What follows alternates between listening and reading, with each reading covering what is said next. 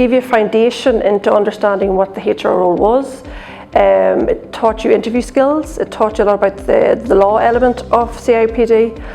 It was a great way to say, right, I think I want to do this, and the 6 units covered quite a broad spectrum, so it allowed you to have a qualification to look for work. My course, there was a mixture of people. Some had been in HR, some of us hadn't been in HR, and it's learning from the insights and experiences that they've also had, and that was a really good asset of attending the course and building that network.